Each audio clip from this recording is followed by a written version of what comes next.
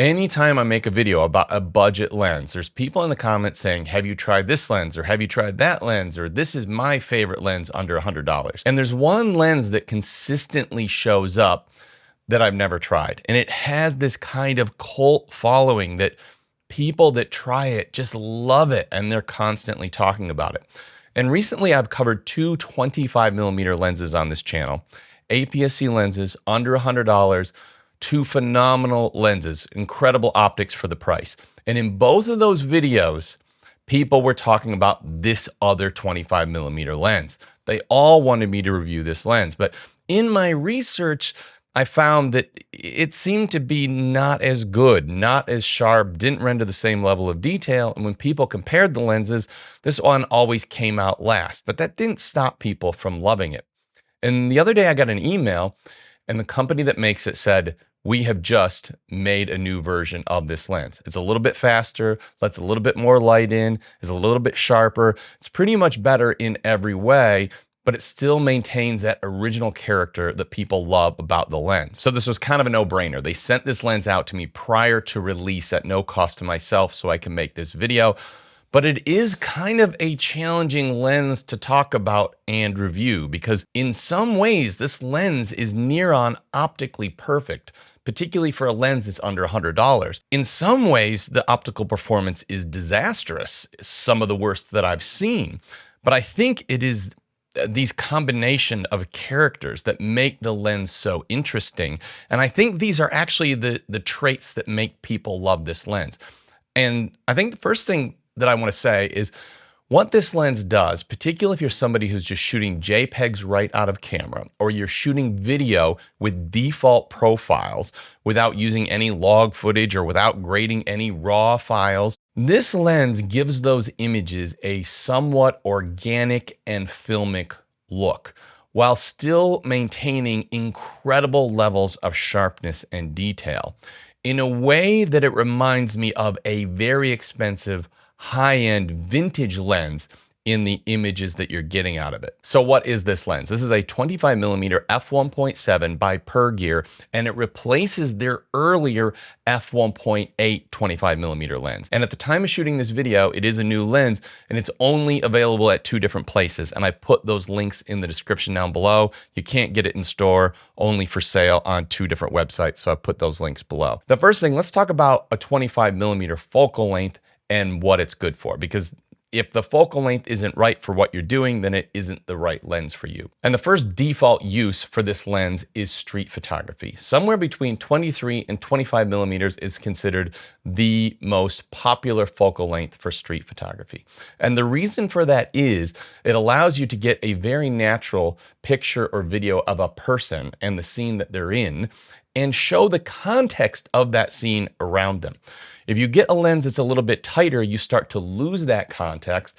And as you get a little bit wider, you start to get more of this sort of surreal, stretched image of the world. Not that either side of this focal length is bad, but this is going to give you that most natural and most versatile focal length on an APS-C or crop sensor camera. This is the equivalent of around 37.5mm on a full frame camera as far as the field of view goes. The other thing this is going to be great for is an all-purpose travel lens, whether you're traveling with friends or family, whether you're going out in the city at night or going on a cruise or going on a plane trip around the world. This is going to be one focal length that will pretty much do everything for you without carrying around a zoom lens. And the advantage of a prime lens like this for travel is twofold. One is the fact that it's very, very small. So you're going to be able to put this on your camera, and depending on the camera body you've got, it's going to make that camera borderline pocketable. The other thing it's going to do for you is because it is an f1.7 lens, which means the aperture opens quite wide and lets a lot of light in. This lens is going to be much better in low light conditions than a typical zoom lens, which as a rule only goes to f2.8.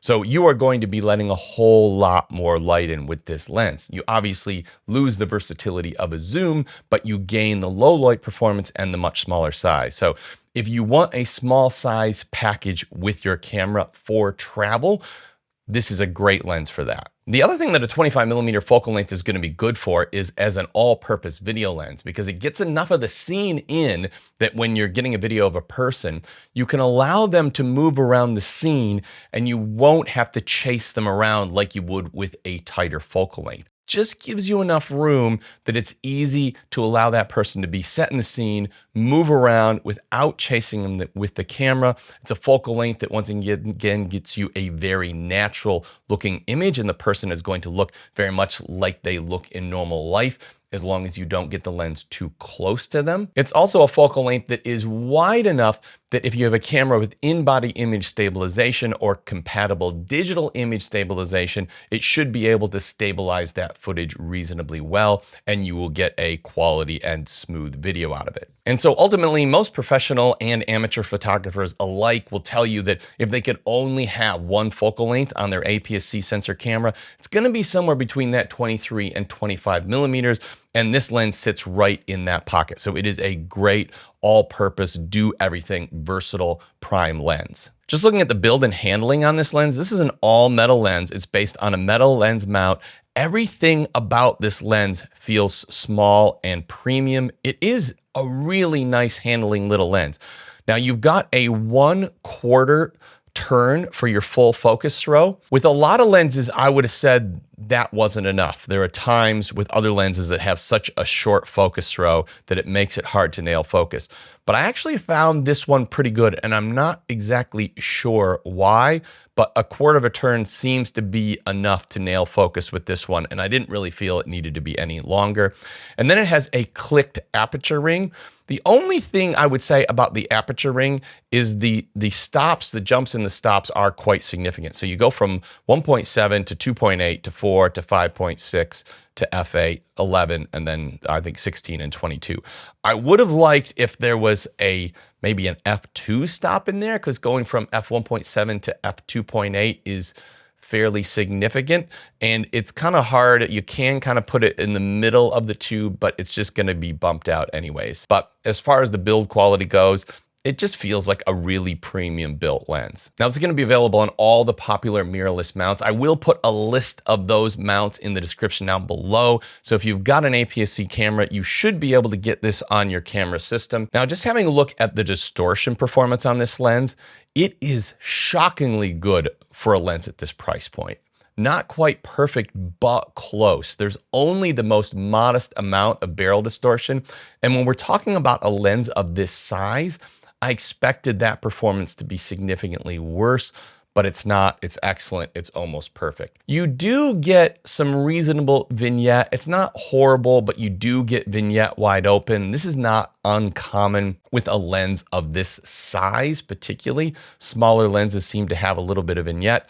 At f1.7, it's noticeable. It goes away reasonably quickly, and it's mostly cleaned up by f4, not something that I really see as an issue. Looking at chromatic aberration, now this is one of the things that kills most budget lenses, particularly small budget lenses. The chromatic aberration performance out of the copy of the lens I've got is almost impossibly good, and in some ways, I just still can't even believe it's as good as it is. If we look at purple fringing on the edges of in-focus areas, which is typical standard chromatic aberration, there is almost none unless you zoom into like 400 or 500%, and then you'll see a minor amount. Even in the most demanding situations where you've got a dark object and you've got a backlit scene, it is almost completely irrelevant. Looking at longitudinal chromatic aberration, which is a change in color in the out of focus areas before and after the plane of focus, once again, this performance is basically perfect. And for all practical considerations, it's perfect. Even zoomed in, I couldn't really see it, even though I struggled to believe it. So it'll be interesting to see what other people say about this lens, because yeah, I just couldn't believe it was that good. Now, early in the video, I said that this thing was optically perfect in a lot of ways, and then it's actually borderline disastrous in some other ways. It is disastrous in certain situations when it comes to flare performance. And the flare performance is very odd, because there are situations where I think flare would be a problem and it's not. But then there's situations where I don't even know why flare is a problem. And when the flare is a problem with this lens, it's not a traditional beautiful lens flare and streaks coming through the scene. It is a complete desaturation and loss of contrast in the image. Now, this is interesting, and I think there might be some elements of this that relate to the size and design of the lens, because I've got a Fuji X100 and I think that lens, which people rave about, actually has some similar problems with flare, where I get the desaturation in the image in situations where I don't think I should. Not nearly as bad as this lens, which is a $75 lens, but that is a really highly engineered lens, and it does have some of those same problems. The one thing that I will say, though, is it does give it a very filmic and interesting look at times, and I think this is actually a character that some people like, but it is definitely a character flaw or an image flaw. I should have mentioned that the amount and quality of the flare heavily relates to the maximum aperture that you're using. So at f1.7, you get some really crazy character flare. f2.8, it clears up a little bit. And at f4 and f5.6, it's almost gone. So you can totally use this as a stylistic choice when you're creating your photos or your videos. Looking at close-up image quality, it is shockingly good, shockingly sharp. The close focus is reasonably sharp or reasonably close without being mind-blowing, but cheap budget lenses, close focus is usually not great, particularly wide open. This is very good, tons of sharpness. And if you want a little bit more contrast in that image, you just stop it down to f2.8 or f4, and you've got some really beautiful close focus and some really interesting surreal type images. The biggest surprise package of this whole thing with this lens is the sharpness and detail. I could not believe how sharp this lens was, and it seems to me that they must have dramatically changed some things compared to the original Per Gear 25mm f1.8, because all the reviews on that lens told me it was soft. This is incredibly sharp.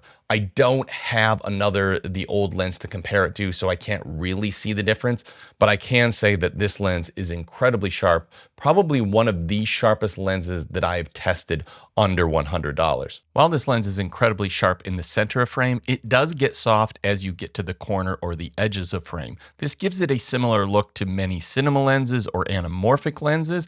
As you stop it down, it does get sharper, but this is one of these image character flaws that I think is a stylistic choice that a lot of people actually like. Looking at bokeh and background blur, I really like the quality of the bokeh and background blur I'm getting out of the lens. The bokeh balls at the edge of frame kind of end up with a cat's eye sort of cutting shape, but this creates almost a swirly bokeh effect similar to a Helios lens at times.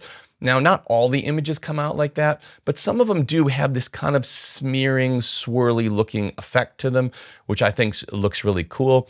And there's no weird outlining, there's no jagged edges, there's no distracting elements in those out of focus areas. And so because of that, I think the bokeh and background blur is probably an 8 or 9 out of 10. Now, the one thing that I know a lot of people are gonna ask me is, how does this compare to the other 25mm lenses that I've reviewed on the channel? And at the end of the video, I will point you to the video that I did on the 7Artisan's 25mm f1.8, because I do talk about how it compares to the TTArtisan's lens at the end of the video.